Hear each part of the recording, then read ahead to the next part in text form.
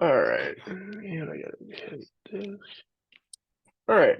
And welcome everyone to this week's Corn Belt Umpires Association Zoom lunch clinic. My name is Jake Samp. I got Russ Lundquist with me here today. We're going to be talking about situation handling. Um, when we first started the Corn Belt Umpires Association, we started tracking the number of ejections and situations that we've had. Um, and the trend that we have seen here locally, and I can say, at the national level with, the NCAA is ejections are trending upwards. And that's not ideal. Um, I like to say that people, we don't ever eject. People force us to remove them from the game. But as always, we want to try to keep everybody in the game if possible. Um, and we'll talk about some stuff with how to use a warning, when to warn, um, and kind of things like that here later on. But this coming weekend is always the weekend where I feel like sportsmanship goes right down the drain, and it's a long slide to the playoffs. And so wanted to have this conversation, especially before this weekend. We got I know for the Corn Belt Umpire Association, we're assigned 5 different tournaments this weekend. So a lot of games being played, and ejections and situations, they're inevitable. Um, so as always, if you need to eat, go for it. We realize this is your lunch break. Um, but if you got questions, raise your hand, drop a message in the chat, just come off mute, and when you find a good time, just feel free to chime in. Um, we'll try to answer all your questions the best we can. So first off, we'll talk about, we're going to talk about handling coaches, catchers, and what we like to call covert communications. I guess catchers is one of those situations where we have to be very careful with, because frankly, they're stopping a 5-ounce projectile that's being thrown in excess of, well, at times 90 miles an hour at our body. And so, like I'll give an example. Yesterday, I went out and worked with a less experienced umpire. We were doing a Legion game. It was very good baseball. The score didn't reflect it, but we had, two good competitive games. Um, and I had a pitch that I completely had on the chalk. It was a left-handed pitcher, and I heard something about it from the dugout. It was one of the few things that I heard all day. And I got a good relationship with this catcher, and I just said, "Hey, insert name. I had that one on the chalk." And he's like, "Yeah, it was." I'm like, great, sounds good. So that's a great tool to being able to communicate and build a rapport with catchers.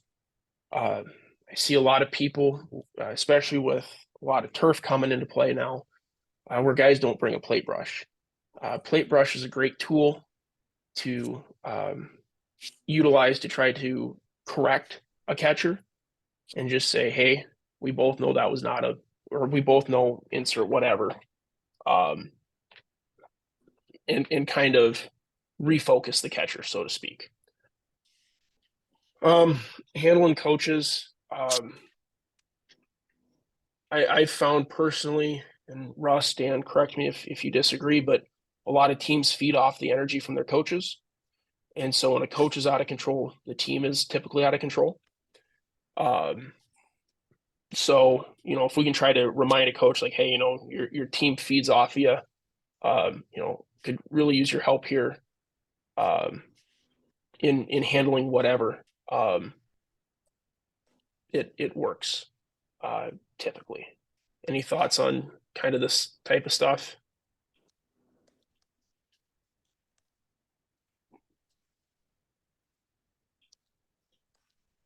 Hearing none. Or go ahead, Dan. No, you got it. That's an effective summary of what we expect. As far as the covert communications, we did a whole video on, working with catchers, I think last year. But one of the things that we talked about in that video specifically was, I don't want a catcher to ever turn around and talk to me. And so I'm not gonna, you know, basically do the umpire equivalent of it unless it's absolutely necessary. But, I could say, hey, that's, I got that outside and I'm just going to keep my head straight forward.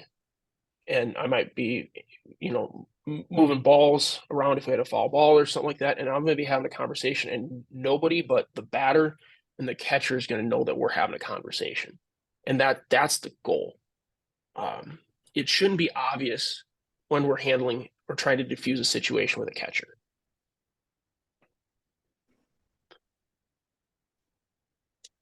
And I have a video here, since Russ and Dan are here, that we'll try to get to, about a situation that I had earlier this year, that we can kind of talk about. As far as verbal abuse and bench jockeying, the rule's very specific. We try to put a stop to it. What I always say is, cheer for your own teammates. And don't, if they're yelling at the other team, put a stop to it. That's how stuff escalates. That's how games get out of control. Here's the high school rule as well. It is a warning followed by an ejection. Russ, Dan, what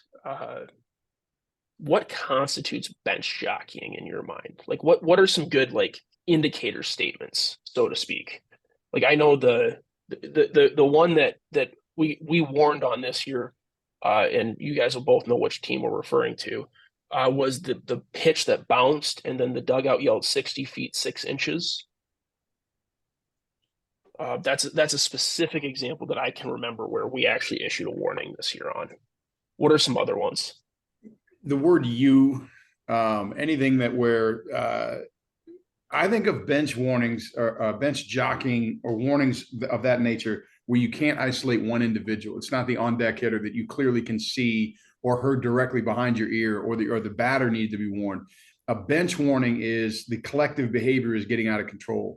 It's a volume issue. It's directed at the opponent, as you indicated. It's just something where, for example, I had one where a partner happened to be losing complete control. And I even saw one of the pitchers from that game yesterday in a town ball game, and he remembered it. And this guy was struggling, and the dugout for St. John's completely lost their minds. I understood about 90% of it, but it was too far. So rather than grab one guy and say that comment is what I'm going to now, I might eject you, but I might warn you. I just went, gentlemen, you're all warned. This is everything you're doing right now is a collective effort, and it's inappropriate. It's unsportsmanlike, and you got to shut it down. So it's less about are there buzzwords. It's more about there's a control feature that's missing. Okay. There's a coach that's not doing anything about it or doesn't hear it. In the case of St. John's, he was at third base and they were in the first base dugout. So nothing he can do. And the first base coach for St. John's doesn't care. So he's not going to jump in. So I just drew attention to myself, shut it down. One of the things I ended up not with a warning, but just laughing. I was down in Florida, and one of the things the kids are yelling from the East Coast schools, when the count gets full, they scream, "I'm bloated." And the kid just timed it so perfectly. It kind of upset the pitcher, but I didn't care. It was actually kind of a funny line, and it's accurate to describe what's going on. But if you get something that's directed at a particular player that you feel is abusive, but you can't isolate who the person is, give a bench jockey warning. Russ has had an example of guys that were trying to use a bat like it was a rifle. Obviously that's we're kind of looking at props at that point. That would trigger a bench warning. The reason the bench warning is so meaningful, whatever rule set, is you bring in more than just the malefactor. The bad actor isn't the only one who's affected. It's the entire team. Most importantly, the guy with the hat on who's the head coach. So for me, it's more of a feel situation. It should, and it always, not always, it often can be a senior guy, a more experienced guy, maybe protecting the less experienced umpire who isn't aware, isn't really paying attention to it. So sometimes it's a little over the top. It's a, hey, this is enough, settle it down. Trey Nelson uses him. He's a AAA guy that almost made it to the show. He's real big on walking over and going and saying something low key, so he avoids the formal warning. And if he doesn't get what he wants, then the guns come out and he starts getting real serious. He did that in Brookings for us, and it was game one of a 3-game, and we didn't hear one sound the rest of the weekend. So pretty effective. Thanks, Dan. Got a umpire that asked a question here. How do we handle a situation without causing undue embarrassment for the target of the verbal abuse? Example, if I make a scene on that dugout about the comment to an opposing pitcher, it could make matters worse for that pitcher. I think part of it is the best way to learn how to handle situations to screw them up. I've learned a lot from poorly handling situations that have led me to be able to handle situations more effectively. I had a situation in a college game a couple years ago when the NCAA started getting real big on it. I got a folder that I keep my lineup cards in my shirt pocket. And I had a situation where I had a dugout that was getting a little out of control. And between innings, I just pulled my lineup card out. I pulled the coach out of the dugout. And if you were to go watch it on camera, it looks like we're dealing with a lineup card issue. And all I'm saying is, hey, so-and-so, we're getting close here. Bring it back under control for me, please. I don't want to, we're not to the formal warning here yet, but we're getting really close. So let's try to tone it down. I think the other way you can do it, I mean, I wouldn't be as worried about the pitcher getting it. It's a game control thing. But calmly issuing the warning. So just going, time. Hey, Mike, this is your team warning for bench jocking. Any further bench jocking will result in an ejection, stuff like that. And just calm, matter of fact. We're not yelling it. We're not calling time and ripping our mask off. Just time. Hey, Mike, that's your team's warning for bench jocking. Just write it down and move on. Dan, Russ, any other thoughts on that? Go ahead, Russ. What was the question that you were asking again? It was centered around Nick Gracie. I believe centered around the how do you avoid embarrassing the guy who's the target of this bench jocking, if I recall correctly. So it is. The opposite actually ends up happening. The individual who is the target of this ends up quickly realizing, oh shit, this crew's got my back. They're not going to let them get to me, and hopefully they're bright enough to figure out we're not going to let them get to the other side as well. We're not going to let it go vice versa. So never be afraid to use those tools that you're given, because it ends up almost always settling a situation down as opposed to dumping some fuel on it. So I hope that answers what the question was intended to ask. Yep, I'm getting a thumbs up from him. Thanks, Russ. Yeah. We'll move on to handling stuff off the field. Ignore the stuff off the field. If it is personal, profane, and directed at a player, find game management. If there is no game management available, coaches are responsible for the conduct of their fans. I'm going to say this again. Coaches are responsible for the conduct of their fans. Even though they don't like to think they are, they are. Work through the coaches. I know there's some tournaments where if a fan is ejected, the head coach goes too. And I'd remind them of that. But know what tournament rules you're working. We've all seen Dumb and Dumber, I hope. Standards for removal. This is very, very straightforward. And I have kind of shortened this from the CCA mechanics. There's a lot more language in there. Like I know the histrionic gestures is like 2 lines on the page, but use of histrionic gestures. The way that I look at it is personal, directed to the umpire, prolonged arguing, profane, which I will talk about profanity here in a second. Projected, so loud from the dugout, or physical.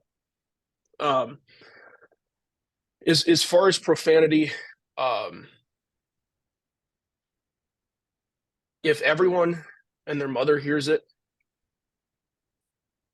and it's not directed at anybody, I'll address it. If it's done under their breath and out of frustration, I know there's some umpires that will eject over that based on various leagues. I have a problem ejecting in that situation where it's just out of frustration and it's under their breath. If it's directed at me or directed at another player, that's a completely different story.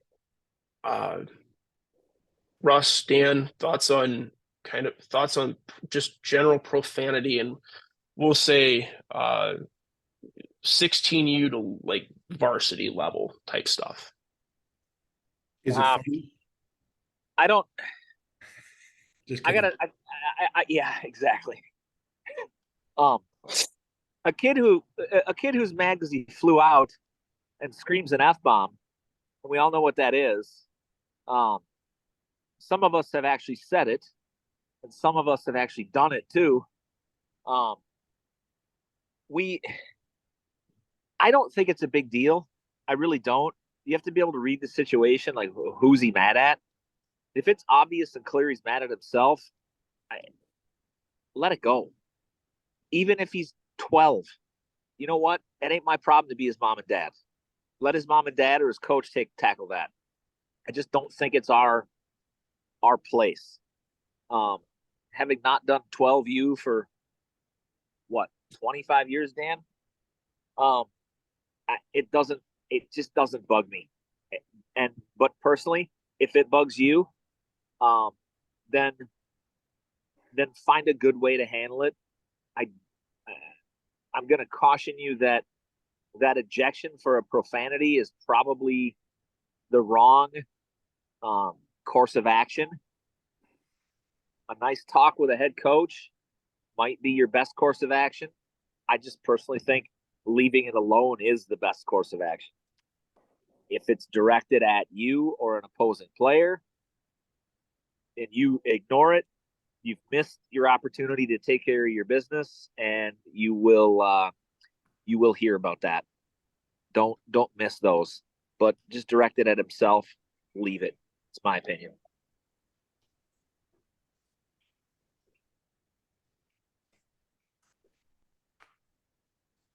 Any other thoughts, Dan? No, I agree with that salty schmuck.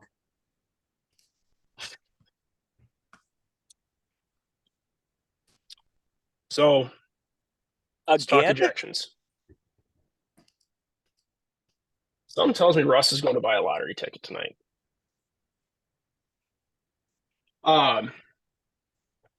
Ignore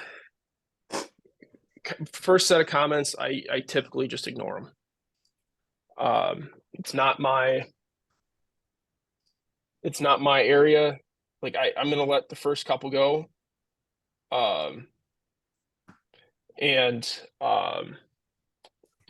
First comment's free. Acknowledge, Russ, I heard you.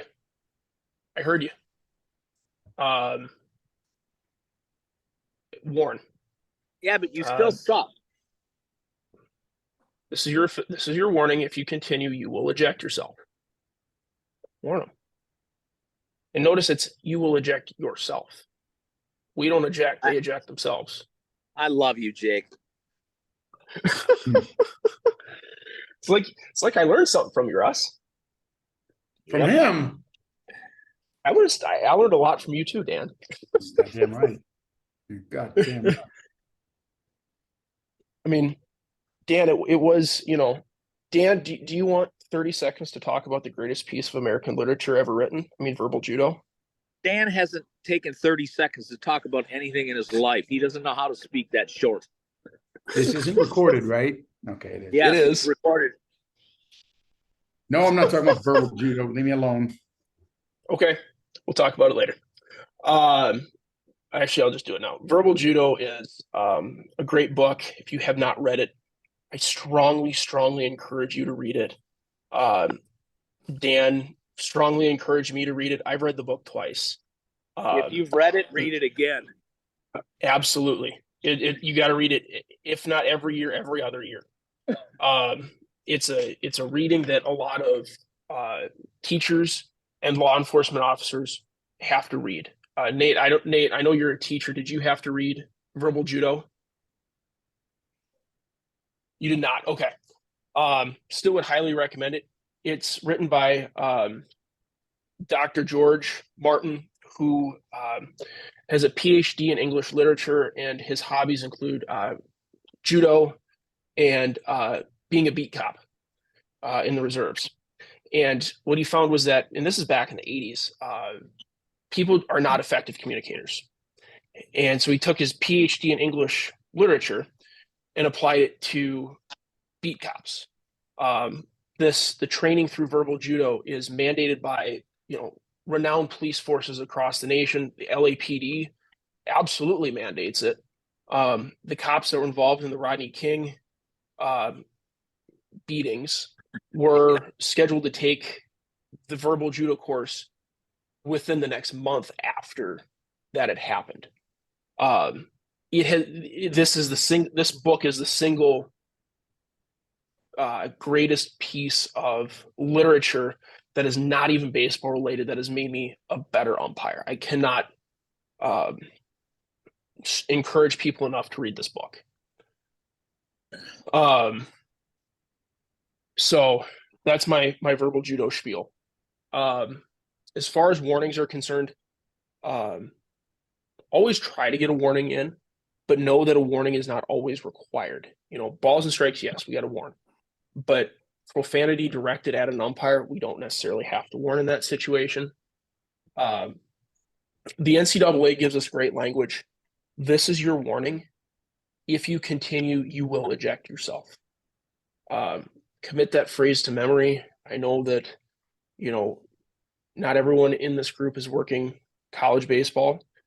It is very effective in high school games, very effective in Legion games. And there's no one I know has an issue with guys using it. Anything else on warnings? Russ, Dan?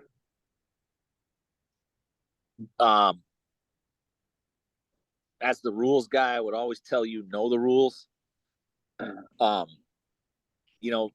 Ball strike. I don't have to give you a warning if you leave your position to argue balls and strikes. I'm actually not going to. Because your behavior leaving your position to argue balls and strikes has already told me you don't care about warnings, because the rule book has already warned you. It says you can't leave your position. So therefore, none of what I'm going to say is going to be useful. Besides, you're already advancing on me, so your time is over. There's other things. Hit by pitch also is considered balls and strikes, specifically in the rules. They're not allowed to argue, and they're certainly not allowed to leave their position. And frankly, leaving their position to do anything, short of asking for a rules clarification, is not allowed. So just get rolling. Dan, anything else? I just say, Nate, if I heard a gay slur in that context, we're ejecting.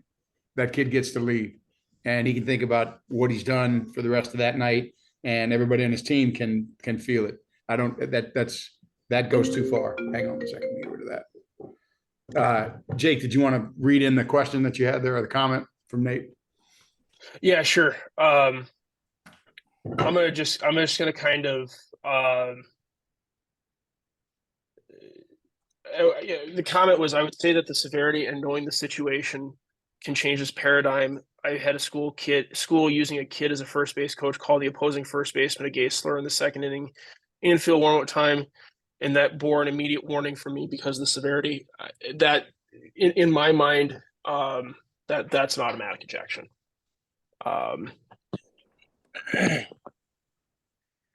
Yeah, there's no You're warning right there. that it very well. I definitely thought about that in that situation as well. It was the second inning. It was a JV doubleheader, and I just told the coach, because the first baseman also responded in kind with another similar word, and I just told him, I was like, I want your kids to play. I'm not dealing with this the rest of the day. We're going to call this a warning for all on this. Just second inning of the first game. Yeah, it was kind of a situational thing, but it very well could have been, and I debated ejecting. Nate, I'm sorry to do this to you, but I'm going to call you out. Would you let somebody say that to your kids? I know the answer is no. Yeah, sorry, I forgot that I clicked mute. Yes, of course the answer is no. Even if you don't have kids, you're still not going to let them say that to your nieces, your nephews, your brother, or your sister, whatever it is. Frankly, get rid of both of them. I'm just going to be polite and tell you, you missed it. You get rid of both of them, solve the problem, and you let everybody else in the yard, you let everyone else in the world know, I'm the boss. I'm taking charge. I'm not allowing that today. I've been involved in one of those where I was called such a name.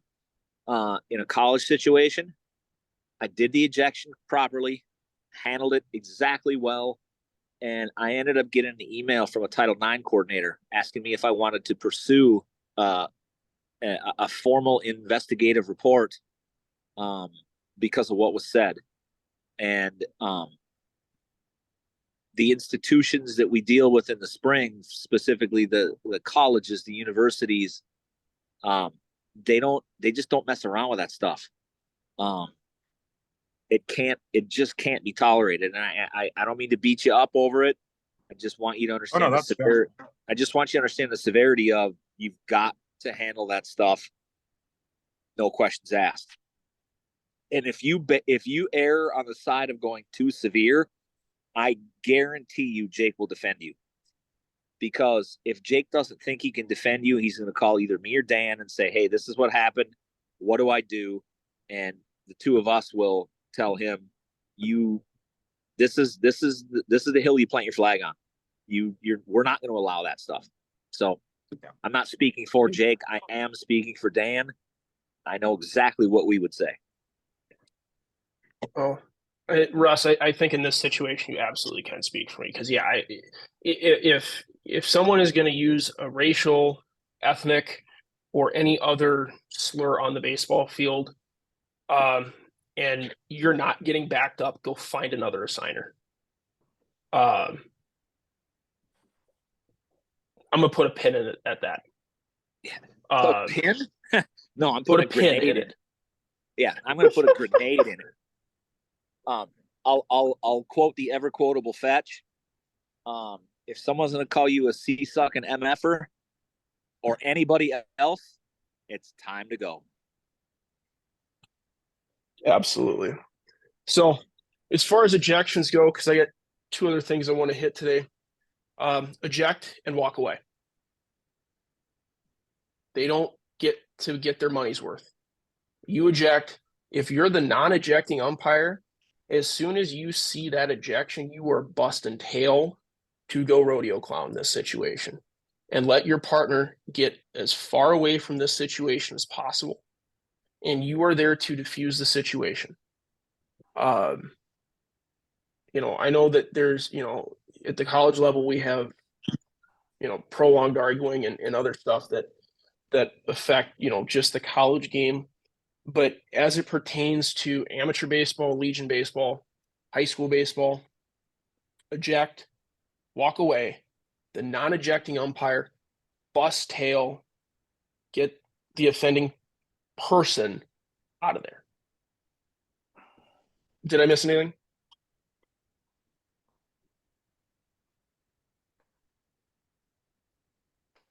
All right. So No, we're I going. like it. You're good. All right. So next item here. Why are we not?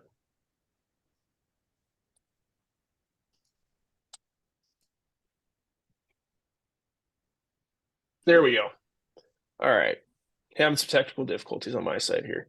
So if you are in South Dakota and you have an ejection, you must report it. Go to the South Dakota Umpires website under ejections. Pick what level of baseball it is. If you're not sure, please ask me. I want to know about your ejections. I want to help you be better at handling situations. Let Mark and myself know if you're working a game and you have an ejection in one of our games. We need to know because we got to get on top of that. We had a situation last week where a coach got ejected, decided that he wasn't suspended for the next game, and stuck around. I told the crew they should have just dumped the guy at the plate meeting and moved on. But that coach ended up getting an extra week suspension because we had a good ejection report. And there are district umpires that will follow up on these things and will advocate for umpires to be protected in situations like this. So we'll just hypothetically say I had an ejection in a Legion game. It's a simple Google form. All right. We talked earlier about how to do an ejection report. I'm just going to try to space through this quick just so everybody will get to the meat of it. Date, location, who was it? A lot of stuff there. Say it was today. An ejection report does not take forever. A brief description of the incident. Brief, just give the facts. Earlier this year, we did a whole clinic on how to do an ejection report. And like this ejection that I talked about earlier, the ejecting umpire didn't know what all he should put in the report because we had all the extracurriculars after the fact. I said, put it all in there. And then I let the district umpire know that oversaw this team, and he followed up on it. And we were able to get a week suspension for this coach, which I thought was very appropriate given the context of the situation.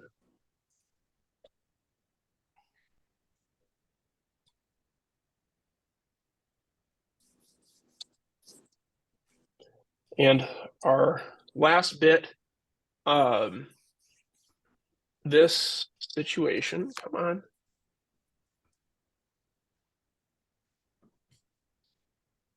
There we go. All right. Conference tournament situation. So obviously tensions are running high. But we have a situation here where we have a 20-second action clock violation followed by a mound visit. And I was on the field for this, so I'm going to let Russ and Dan kind of take over on this because, frankly, I have a couple questions on how I could have done this a little bit better and to clarify some of the stuff that Dan previously said. So I'm just going to play it through without the audio. So he toes the rubber. And for context, we had a violation earlier. Is the video playing for everybody?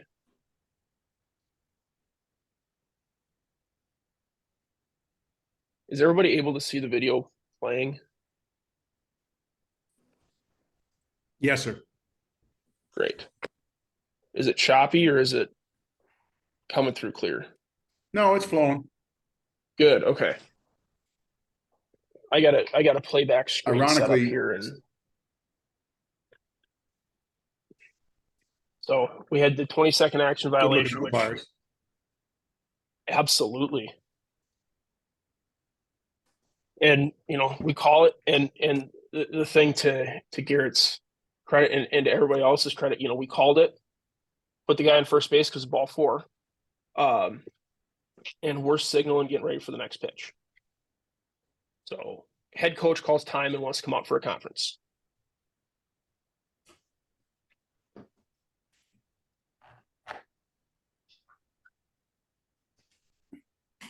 TJ looks calm here. Mhm. Everything looks fine. So he's talking here, and eventually you're going to see him engage our youth. Yep. Now he's let's see here. Yeah, he's engaged U3 now as I'm walking out there. So I've already notated the conference here. And he's still engaged with U3 in this situation. The first thing that I do, I'm gonna pause the video here quick. When I go to break up mound conferences, and I forget who said it, but don't ever sneak up on a coach from behind. And they usually know we're coming. But I was always told to get around the mount, get around the dirt circle, and then come up in eyesight of the coach. Yep.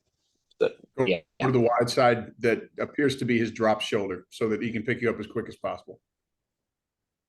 Yep. And that's just not to surprise him. So at this point, what I had initially said was, I said, TJ, by rule, you cannot argue this. Okay. Conference is over. We're gonna resume the game. And that was kind of I was continuing saying I had continued to just say, you can't argue this, you got to go back to your position. And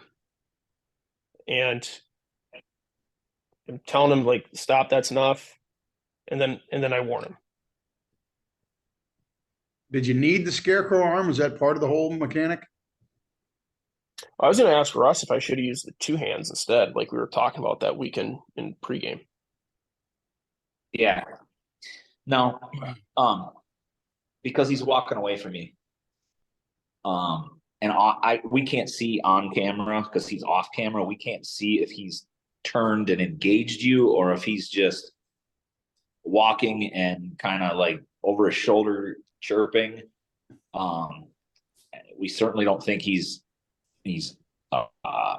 like not charging at you, but walking towards you, so I wouldn't even have had a problem if you didn't do any hand thing, but I like the fact that you did. And I like the fact that it was down and calm as opposed to up and in your face. One of the important things I like is you've done everything you can to create distance. You can't walk away from him. You got to go to work. And the only thing I would have thought to do is sometimes when I break him up and I've told him that we're done, I might jog. I typically will run to try to get the catcher to come with me because I want to get back on pace. We've already just lost a couple of minutes of our rhythm, or a minute and change, whatever. But I think jogging here might have looked a little that might not have been the right feel.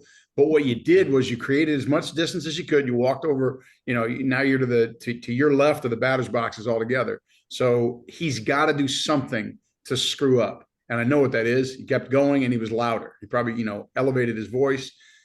We know TJ. He's actually pretty good shit, but he's gotten it from the old man. He's gotten it with his colleagues. He knows how to get his warning, and he wasn't leaving without the warning here. There's no question.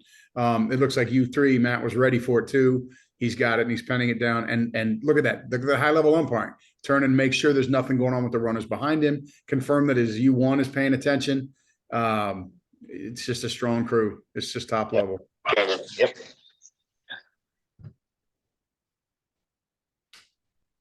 And then I remember to signal the conference. So that was the second It's conference. poorly led. The crew chief is weak as water, but that's fine. Yeah, that's because I'm not the crew chief on that one. The guy right there, Garrett's the crew chief on that. I'm pretty sure the guy that assigned the entire tournament picked one chief for the whole thing. So you bailing on it now is even more, it's even weaker. It's even more. It's just despicable. It's terrible. Terrible. So, this is a situation that not a lot of. Or go ahead, Russ. You're breaking up. Yeah, I got to get back to work, boys. We'll talk soon. Sounds good. Thanks, Russ. So I'm shutting down video Dan, to try to make it easier for you. What's your question? no, I appreciate that. So just for the group as a whole, I have my own ways of breaking up mountain conferences. Um, what what are some good verbal phrases, so to speak, uh, that we can use to try to break up a conference? And I'm talking like when I get to here, like what would you be saying right here? Hang on a second. Let me come back to you. First of all, you know that it's coming. He's going to need to. You're not rescuing anybody, but what you're doing is you're interceding with a conversation that's not appropriate, and it's by rule. It's got to stop. So I'll say this: if I'm Matt Carter and I just did what I did, I'm not standing anywhere in the green grass, in the green turf. I'd probably be in the outfield.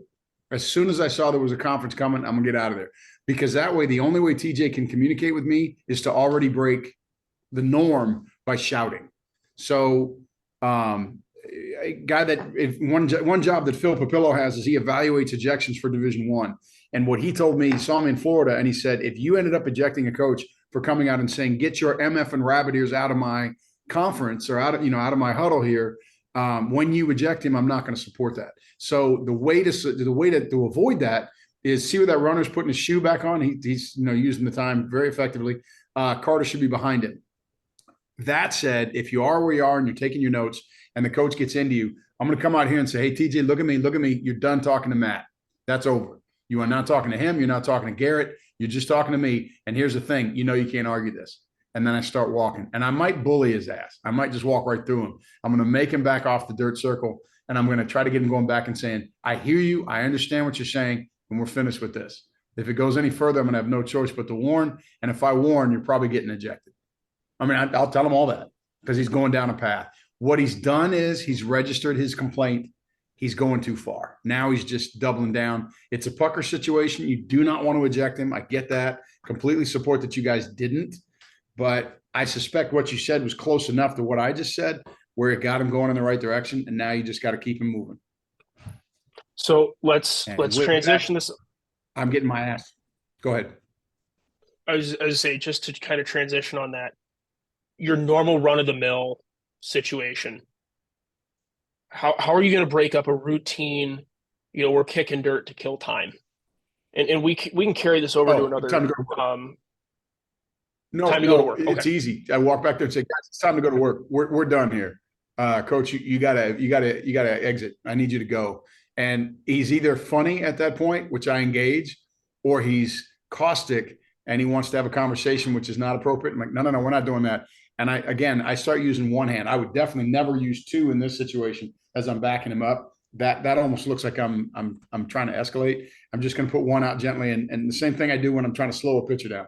You got to go, and he understands that. And if, like I said, if what he's saying is even remotely appropriate or on the verge of not being a problem, I'll walk with him. I'll take him the first 4 or 5 steps toward his dugout, and then I'm running. As soon as I finish with him, I take the mask. I follow my mask as it were, and I get my butt back to the area behind the plate, and we go from there. And I do have to check out, gentlemen. Thank you. I will pick up kind of where Dan left off as far as the one hand versus the two hands. There's a great ejection out there that Adam Hammery had. I was dumping Aaron Boone, if I remember right. And it was something where he had said, you can't come out here. You got to stay there. And he's doing this with two hands, going, "Stop. You cannot come out here." It was really, really well done. If I can find it, I'll throw it up in the Corn Belt Umpires Facebook page. But yeah, knowing when to use the one hand versus the two hands. Any questions before I stop the recording?